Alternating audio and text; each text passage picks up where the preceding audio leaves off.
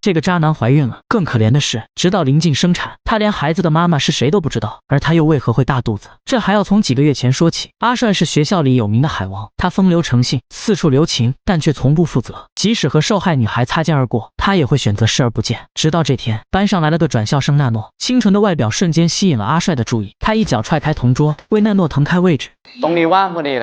虽然最终没有成为同桌，但这一幕也成功把女孩逗笑。用阿帅以往的经验来说，只要笑了，他就已经成功了一半。纳诺回到座位后，一旁的女生善意提醒，阿帅已经让很多女生怀孕，最好不要和他扯上关系。可纳诺却微微一笑。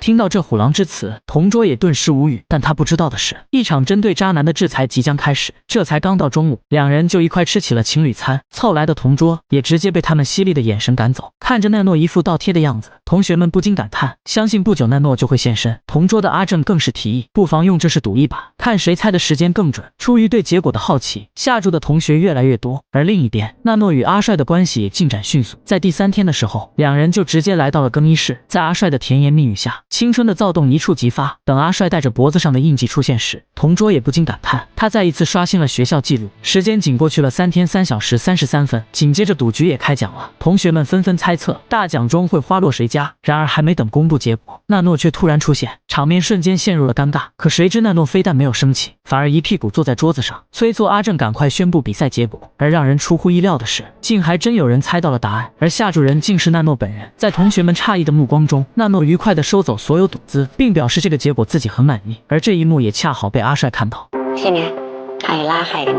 此时阿帅还没意识到，猎人与猎物的角色已经发生了互换。几天后，阿帅的身体开始出现异样，洗澡时总感觉自己好像缩水了，还总是时不时的出现干呕。身体的虚弱甚至让他无法再继续和纳诺玩耍。讽刺的话令阿帅恼羞成怒，随即当众宣布和他分手。纳诺哭着挽留，可渣男却表示，就在他自以为潇洒的转身离开时，身后却传来纳诺毛骨悚然的笑声。纳诺也不装了，他告诫阿帅，之后的日子会更加痛苦。阿帅听得不明所以，但也没有当回事。可很快，他就发现自己的肚子正在一天天变大，新女友也被他的样子直接吓跑，就连闻到同桌的食物也会出现莫名的干呕。不得已，他来到医院检查，可医生的话却再次让他傻了眼。阿帅以为医生糊涂了，男人怎么会怀孕呢？可当他摸向肚子时，却清晰感受到了宝宝的胎动。阿帅此时想死的心都有了，可肚子的变化也让他不得不每天披着外套上学。但很快，班上也开始传起了流言蜚语，都以为他私生活混乱，染上了什么不治之症。阿帅再也忍不住了，气冲冲的离开教室。好兄弟也急忙追过来安慰，并向他推荐了几家诊所。阿帅听完这话瞬间崩溃。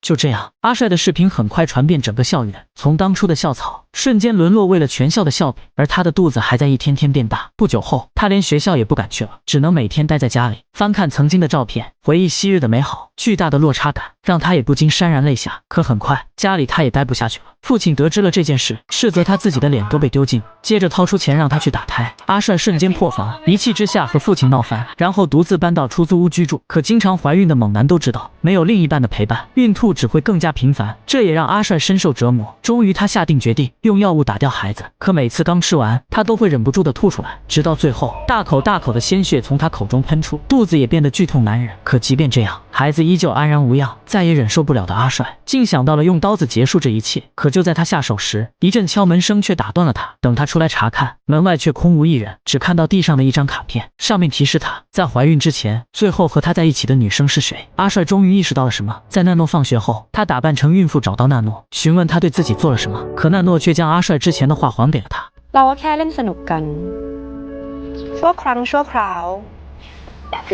此时的阿帅终于切身的体会到曾被他伤害过的女孩所经历的痛苦。而讽刺的是，在回去的路上，他遇到了大肚子的前女友，压抑许久的泪水在这一刻爆发。他对小美发出深深的忏悔，并祈求她的原谅。然而小美早已放下过去，今后他只想好好把孩子养大。不久后，阿帅还是决定到医院打掉胎儿。可手术过后，医生竟报给他一个孩子，原来宝宝已经足月生产，现在想打也打不掉了。阿帅气愤不已，但事实已经摆在面前，他也不得不选择接受。回到家后，阿帅被孩子折磨得体无完肤，他想伸手掐死孩子，但看着自己孕育的小生命，最终他还是心软了，同时也开始肩负起做母亲的责任。就在这时，纳诺也来看望孩子，阿帅顺势向纳诺道歉，并提出复合，想要和他组成一个幸福的家庭。然而这番痴心妄想，纳诺也只是微微一笑，随即放下婴儿用品，转身离去。至此，一场针对渣男的制裁圆满落幕。